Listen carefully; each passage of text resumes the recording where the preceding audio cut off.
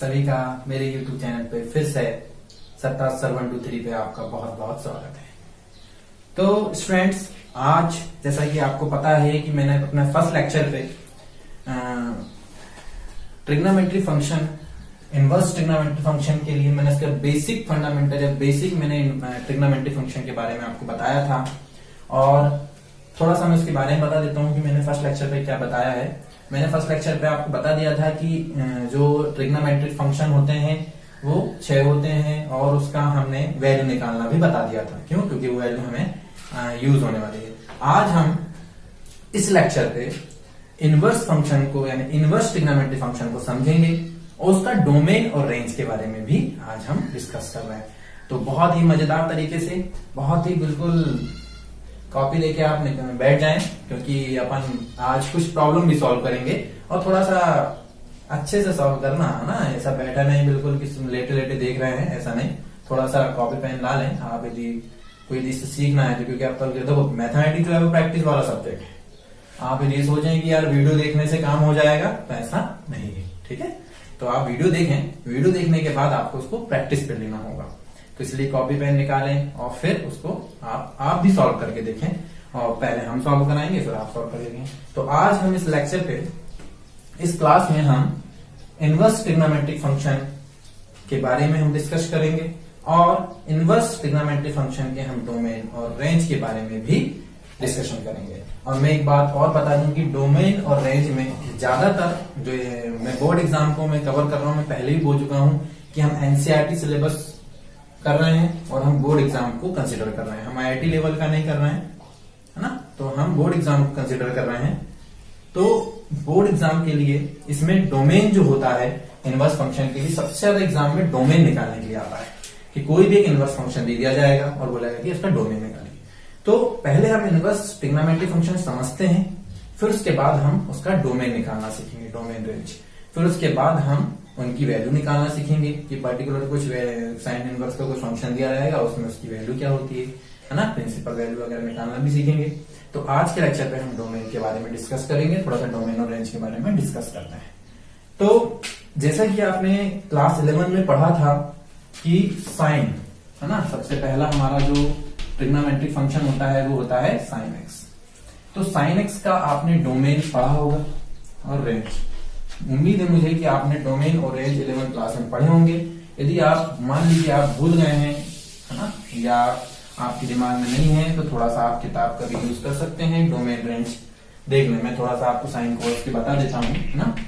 तो sine x, तो sine x जो फंक्शन है इसका जो डोमेन होता है, डोमेन होता है वो ऑल रियल नंबर होता है, यानी माइनस इनफाइनाइट से प्लस इनफाइनाइट के बीच में जो भी नंबर होते हैं वो इसका डोमेन होता है। और रेंज, रेंज क्या होती है? -1 to 1। ध्यान रखिएगा, क्लोज इंटरवल है, हिंदी में समवृत्त अंतराल, ठीक है, यानी ये शामिल होते हैं उस क्लास इंटरवल जो हमने ले रहा है, जो हम इंटरवल ले रहे हैं उसमें ये दोनों नंबर शामिल होते हैं, ठीक है। और ये होता है विवृत्त, है ना, क्लोज, और ये ओपन। यानी जैसे मान लीजिए -1 to 1 लिखा है तो इस इंटरवल का मीनिंग होती है, और इस इंटरवल की मीनिंग तो शायद आपको पता होगा कि ये जो इंटरवल होता है जो बिग ब्रैकेट के फॉर्म पे दिख रहा है हमें, तो इस इंटरवल का मतलब होता है कि मान लीजिए यहाँ लिखा है -1 to 1, तो यदि ये बिग ब्रैकेट लगा है इंटरवल के फॉर्म पे तो समझ जाइएगा कि ये इस नंबर से लेके इस नंबर तक, यानी -1, फिर उसके बाद और 0.7, फिर 0 डैश डैश डैश और फिर +1, ये इस इंटरवल के या इस इंटरवल पे होने वाले एलिमेंट होंगे, ठीक है। लेकिन यदि यहीं पर ये इस तरीके से होता -1 to 1, यानी ये स्मॉल ब्रैकेट होता, तो ये क्या है? स्मॉल ब्रैकेट में इसकी मीनिंग ये होती है कि इस इंटरवल की मीनिंग होती है इन दोनों के बीच के नंबर की तो बात हो रही है, लेकिन ये दोनों नंबर शामिल नहीं होते उस इंटरवल में। तो इन दोनों पे डिफरेंस आप समझ गए होंगे। यानी जैसे कि मैंने कहा -1 नहीं लिखूंगा मैं, -1 की जगह फिर हमको यहाँ पर और कुछ लेना पड़ेगा, जैसे 0.9 ले सकता हूँ माइनस पे, लेकिन -1 उस पे शामिल नहीं होगा, ठीक है। तो यानी यदि स्मॉल ब्रैकेट है तो उस इंटरवल पे ये लास्ट के दोनों नंबर शामिल नहीं होते, उनके बीच के होते हैं, यानी इससे कम और इससे ज्यादा। और यदि बिग ब्रैकेट लगा है इंटरवल पे तो इसका मतलब होता है कि ये दोनों नंबर शामिल, यानी इससे स्टार्ट करना है, इसके और इसके बीच तक पूरे डिवाइड आ जाए। बात समझ में आ गई? चलिए, तो हम बात कर रहे थे कि साइन एक्स जो है इसका डोमेन क्या है। आर मतलब होता है सेट ऑफ रियल नंबर, है ना, यानी रियल नंबर का जो सेट होता है उसको रिप्रेजेंट आर से करते हैं, यानी जो भी रियल नंबर होंगे वो इसका डोमेन हो जाएगा। और इसका range, domain, range, sine x function कैसे क्या है ना, इस तरीके के हम फंक्शन सेट बना के समझे हैं, वो रिलेशन एंड फंक्शन पे इसको समझेंगे। और यदि क्लास 11 के टॉपिक यदि आपने पढ़े होंगे क्लास 11 में भी इसको बहुत अच्छे से है ना, तो वहां भी आप देख सकते हैं। यहाँ पे हम इनवर्स पढ़ रहे हैं, उसके लिए थोड़ा सा हम इसके बारे में बता रहे हैं। तो इनवर्स पढ़ना है, इसलिए हम इसमें थोड़ा सा पहले साइन कॉस थोड़ा सा इसके बारे में हम डिस्कस कर रहे हैं, ताकि हमको इनवर्स निकालने का पता चल जाए कि इनवर्स कैसे निकाला जाएगा। अब मान लीजिए कॉस है, तो कॉस एक्स का भी डोमेन जो होता है वो रियल नंबर ही होता है, और इसकी जो रेंज होती है वो भी यही होती है -1 से 1। ये भी पता होना चाहिए, नहीं पता है तो इसको नोट कर ले, और या तो आप बुक से भी देख सकते हैं। ठीक है, अब मैंने आपको पिछले क्लास में बताया था, जब मैं आपका जनरल इंट्रोडक्शन वाला जो मेरा लेक्चर था फर्स्ट, उसमें मैंने बताया था कि ट्रिग्नोमेट्रिक फंक्शन का इनवर्स फंक्शन एग्जिस्ट नॉर्मली नहीं करता, बताया था, याद होगा आप लोगों को। हाँ, लेकिन अब हमको इसके इनवर्स ट्रिग्नोमेट्रिक फंक्शन भाई बनेंगे कैसे, थोड़ा सोचने वाली बात। कल बोला सर कह रहे हैं सर आपने कहा कि इसका इनवर्स नहीं होता, लेकिन हमको पढ़ना तो इनवर्स ही। अब देखो हमको इस फंक्शन को, जैसा मैंने अभी कहा, फिर से कह रहा हूं कि इसके इनवर्स नहीं होते। इनवर्स बनाने के लिए हमको क्या करना है ना, तो इनको इनवर्स फंक्शन बनाने के लिए हमको इसके डोमेन को प्रतिबंधित करना होता है। यानी हम यदि डोमेन को प्रतिबंधित कर दें, है ना, यानी इस डोमेन पे ये फंक्शन इनवर्स फंक्शन नहीं दे सकते, इनवर्स फंक्शन ये नहीं देंगे। ठीक है, तो अब हम क्या करते हैं, क्योंकि हमें इनवर्स फंक्शन पढ़ना है, तो इसके लिए हमने क्या करा कि हमने कुछ कंडीशन अप्लाई कर रहे हैं, या कुछ रेस्ट्रिक्ट कर रहे हैं, तो कुछ प्रतिबंध लगा देते हैं हम डोमेन में, तो यही फंक्शन फिर इनवर्स फंक्शन भी दे देता है, यानी उसका इनवर्स भी एग्जिस्ट करने लगता है। ठीक है, अब मैंने बता चुका हूं कि इनवर्स फंक्शन होने के लिए, इस बात को आप समझिए, ठीक है, इनवर्स फंक्शन होने के लिए वो फंक्शन 1 होना चाहिए, यानी 1 फंक्शन होना चाहिए, और ऑन टू फंक्शन होना चाहिए। बात समझ में आई? नहीं आई, कुछ समझ में नहीं आया। 1 फंक्शन, ऑन टू फंक्शन क्या होते हैं, रिलेशन एंड फंक्शन में डिटेलिंग पढ़ लीजिएगा। अभी फिलहाल इतना याद रखें कि कोई भी फंक्शन, जैसे कि साइन कोसी क्यों ना हो, कोई भी फंक्शन यदि इनवर्स फंक्शन उसका यदि एग्जिस्ट होगा, या उसका इनवर्स फंक्शन यदि वो इसको इनवर्स हमको बनाना है, तो वो 1 फंक्शन और ऑन टू फंक्शन होना चाहिए। अभी फिलहाल ये इस डोमेन पे ये 1 और ऑन टू फंक्शन नहीं है। ठीक है, तो क्या करते हैं हम कि जैसे ही हम अभी फिलहाल साइन की बात कर लेते हैं, साइन एक्स के डोमेन को, है ना, साइन एक्स के डोमेन को यदि हम रेस्ट्रिक्ट कर देते हैं -π/2 to π/2, यानी अब ये टोटल रियल नंबर ना लेके हम उसको कहां से कहां तक प्रतिबंधित कर रहे हैं, कहां से कहां तक उसको रेस्ट्रिक्ट कर रहे हैं, -π/2 to π/2। रेंज तो वही रहेगी -1 to 1। ठीक है, इंटरवल। ठीक है, बात समझ में आई? तो यदि हम इस फंक्शन को, इस यानी साइन एक्स के डोमेन को -π/2 to π/2 यदि हम रेस्ट्रिक्ट कर दें, तो रेंज तो -1 तो 1 ही रहेगी। तो अब ये फंक्शन का इनवर्स एग्जिस्ट हो जाएगा, यानी अब साइन इनवर्स, साइन एक्स का जो होगा, या साइन फंक्शन का साइन इनवर्स भी बन जाएगा। समझ में आई? यानी इन फंक्शन को साइन कॉस, नॉर्मली तो वो इनवर्स फंक्शन नहीं बना सकते, या उनका इनवर्स एग्जिस्ट नहीं करता, लेकिन इनवर्स फंक्शन बनाने के लिए इनके डोमेन को, सबके डोमेन को यदि हम रेस्ट्रिक्ट कर दें, प्रतिबंधित कर दें, तो इनका इनवर्स एग्जिस्ट हो जाता है, यानी इनवर्स फंक्शन बन जाता है। समझ में आ गया? इस बात को अच्छे से ध्यान रख लो। ठीक है, अब बस मैं वही बात बता देता हूं आपको। हाँ, और एक चीज ध्यान रखिएगा, मैंने इस फंक्शन के लिए जब डोमेन को ये बनाया, यानी साइन एक्स का डोमेन ये बना, और उसकी रेंज -1 to 1 है, तो इस फंक्शन का जो इनवर्स बनेगा यानी जो साइन इनवर्स होगा उसका रेंज और डोमेन अब बदल जाएगा। इनवर्स है ना, साइन का उल्टा है कि नहीं, तो उल्टा है तो ये भी पलट जाएगा। यानी इसका जो डोमेन होगा वो -1 to 1 होगा और जो रेंज होगी वो -π/2 to π/2। बात समझ में आई? यानी इस रेस्ट्रिक्ट लगाने के बाद साइन एक्स का डोमेन और रेंज साइन इनवर्स के डोमेन और रेंज में एक्सचेंज हो जाएगा। यानी इसका डोमेन साइन एक्स का रेस्ट लगाने के बाद साइन इनवर्स की रेंज बन जाएगी। इस रेस्ट लगाने के बाद साइन एक्स की जो रेंज है वो इसका डोमेन बन जाएगा। इस सबके साथ होगा। रेस्ट लगाने के बाद सारे फंक्शन पे डोमेन और रेंज एक्सचेंज हो जाएंगे। समझ में आ गई की बात? ठीक है। इसी तरीके से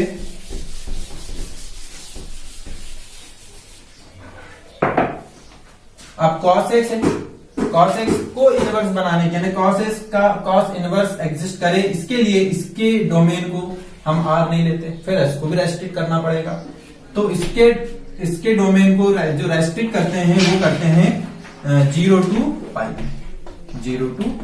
ऐसा कोई जरूर नहीं कि एक ही इंटरवल, ऐसे बहुत सारे इंटरवल हो सकते हैं, जैसे कि 0 to π हो गया है ना, π to 2π हो सकता है। इस तरीके से कोई भी एक इंटरवल पे इसके डोमेन को हमको क्या करना पड़ेगा, रेस्ट्रिक्ट करना पड़ेगा, प्रतिबंधित करना पड़ेगा। रेंज तो वही रहेगा। तो अब ये cos इनवर्स एग्जिस्ट हो जाएगा और cos इनवर्स जो एग्जिस्ट होगा तो इसका जो डोमेन और रेंज होंगे ये आपस में एक्सचेंज हो जाएंगे। यानी इसका जो ये क्या है डोमेन रेस्ट लगाने के बाद, तो ये cos इनवर्स की क्या बन जाएगी, रेंज बन जाएगी। और इसकी रेंज क्या है, -1 to 1, तो ये इसका क्या बन जाएगा, डोमेन। मुझे उम्मीद है कि इस बात को आपको समझ में आ गया होगा। चलिए स्टूडेंट्स, तो एक काम करते हैं अपन, अब इन सभी का हम क्या बना लेते हैं, इनवर्स फंक्शन का हम एक बार जल्दी से थोड़ा सा शॉर्ट में फटाफट एक टेबल बना लेते हैं, और नहीं तो आप बुक से भी इस टेबल को नोट कर सकते हैं। ठीक है, तो ठीक है स्टूडेंट्स, शायद आप नोट कर लिए होंगे सभी लोगों ने, है ना, पॉज करके आप नोट कर लें पहले।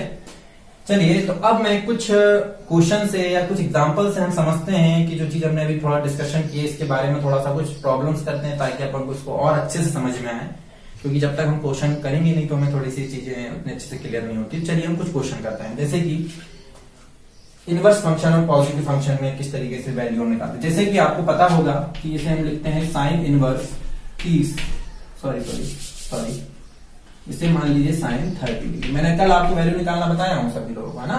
तो साइन 30 की वैल्यू क्या होती है बताएं, 1/2 होती है।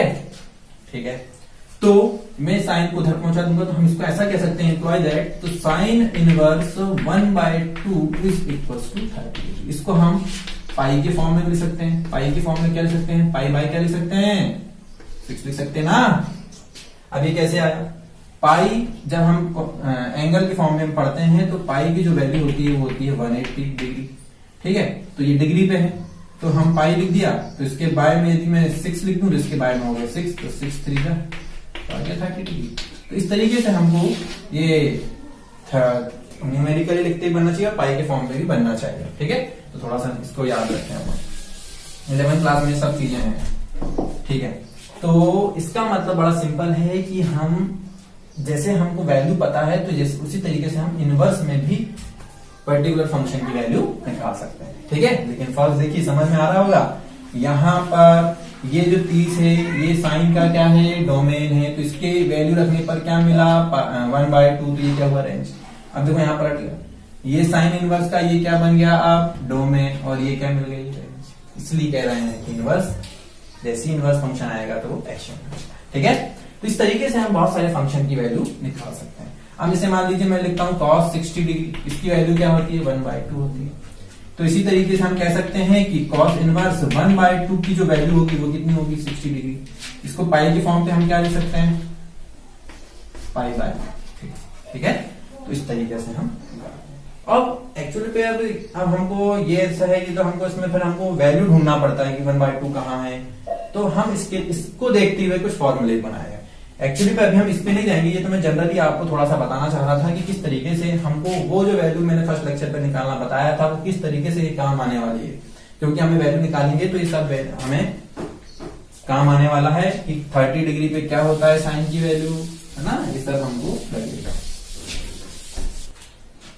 तो स्टूडेंट्स चलिए एक क्वेश्चन लिया हमने।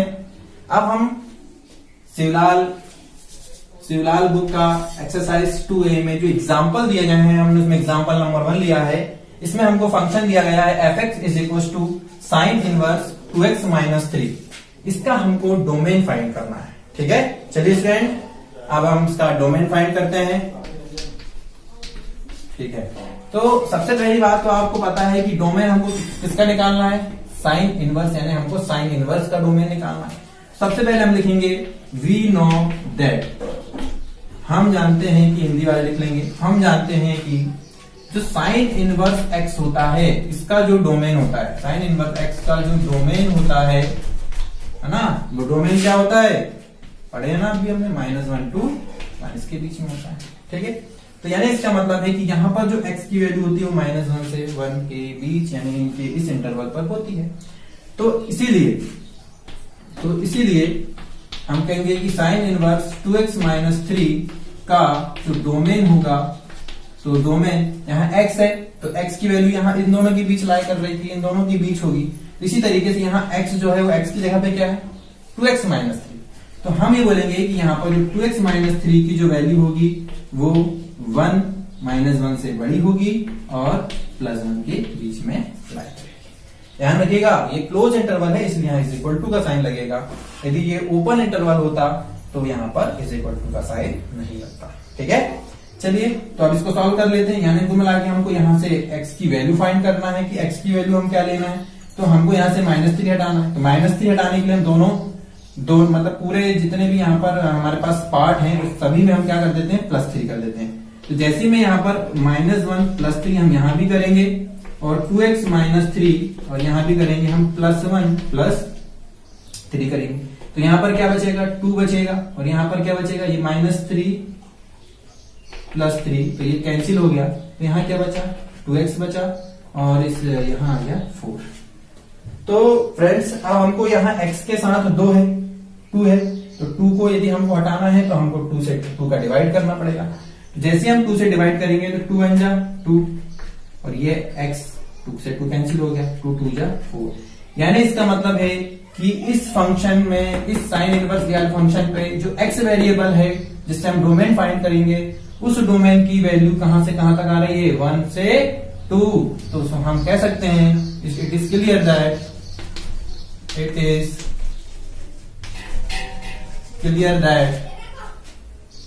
कि इस फंक्शन का जो डोमेन होगा क्या होगा, बताओ, कि जो डोमेन होगा वो क्या होगा, वो ओपन इंटरवल आएगा ना, इज इक्वल टू लगाए तो किस किस के बीच, 1 2 2, और ये इसका क्या कहलाएगा। उम्मीद है मुझे सबको समझ में आ गया। तो डोमेन निकालना बड़ा आसान है, बस हमें ये पता होना चाहिए कि उस कौन सा इनवर्स फंक्शन लिया गया है, उस इनवर्स फंक्शन का डोमेन कहां से कहां तक होता है, उसका क्या इंटरवल है। ठीक है, और फिर उसी की हेल्प लेके हमको उसका डोमेन यानी उसमें जो वेरिएबल है उसकी वैल्यू निकाल लेना है। जल्दी से उसको नोट कर लीजिए स्टूडेंट्स।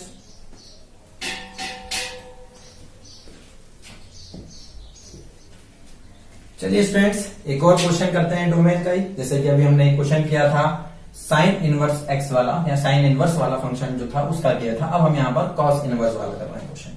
ये एग्जांपल नंबर 5। जैसा कि हमको इसमें भी पता है कि कॉस इनवर्स जो है उसका डोमेन क्या होता है, तो हमें पता है, हम लिख लेंगे कि कॉस इनवर्स या कॉस इनवर्स एक्स का जो डोमेन होता है वो क्या होता है, क्या होता है, -1 to +1 होता है। सो इसलिए कॉस इनवर्स 2x माइनस 1 का डोमेन क्या होगा, इसमें क्या है फंक्शन, कॉस इनवर्स के अंदर क्या दिख रहा है, 2x माइनस 1, तो ये हो गया 2x माइनस 1। किस किस के बीच लाई करेगा, किस किस के बीच है इसकी वैल्यू, -1 to +1।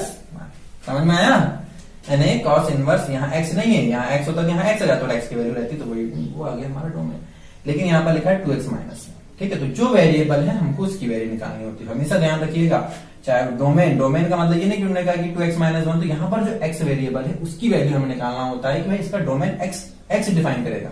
यानी ऐसे सारे मान, ऐसी सारी वैल्यू जो इस पे एग्जिस्ट करेगी ये इसका डोमेन कहलाएगी, जो इसको सेटिस्फाई करेगी वो इसका डोमेन कहलाएगी। तो मतलब कुल मिला के हमको वेरिएबल की वैल्यू निकालनी होती है, ठीक है। बस हमें पता होना चाहिए कि हम किसको निकाल रहे हैं, कॉस इनवर्स निकाल रहे हैं तो उसकी रेंज क्या है, उसके अकॉर्डिंग हम वेरिएबल निकालेंगे, ठीक है। चलिए स्टूडेंट, तो -1 है। अब हमको पता है कि -1 यदि हमको यहां से हटाना है तो +1 करना पड़ेगा, और -1 हट जाएगा। +1 करने से -1 +1 कैंसिल हो गया, और +1 करेंगे तो ये क्या हो गया, 2 हो गया। ये हो गया 0, और ये हो गया 2x, और ये हो गया 2। अब ये 2 हटाने के लिए हमको 2 से डिवाइड करना पड़ेगा, तो 0/2 क्या हो गया, 0, x 2/2 1। इसका मतलब है कि cos इनवर्स 2x - 1 का जो डोमेन आएगा, वो कहां से कहां, किस कौन सा इंटरवल आएगा, 0 to 1 आएगा। कौन सा, ओपन या क्लोज, यही इसका क्या कहलाएगा। तो स्टूडेंट्स, मुझे उम्मीद है कि इन 2 प्रॉब्लम्स के हेल्प से आप और भी इनवर्स फंक्शन के डोमेन आप निकाल सकते हैं। तो थैंक यू स्टूडेंट्स। यदि आपको हमारा वीडियो अच्छा लगा तो हमारे इस वीडियो को आप लाइक करें, कमेंट्स करें, और यदि कोई डाउट आता है तो आप हमें कमेंट्स बॉक्स पे आपकी जो भी डाउट है वो बता सकते हैं। जैसे हमें टाइम मिलेगा तो हम आपके डाउट को भी क्लियर करेंगे। और यदि आपको हमारा वीडियो अच्छा लगता है तो हमारे चैनल को सब्सक्राइब जरूर करें और हमसे जुड़ें। Thank you.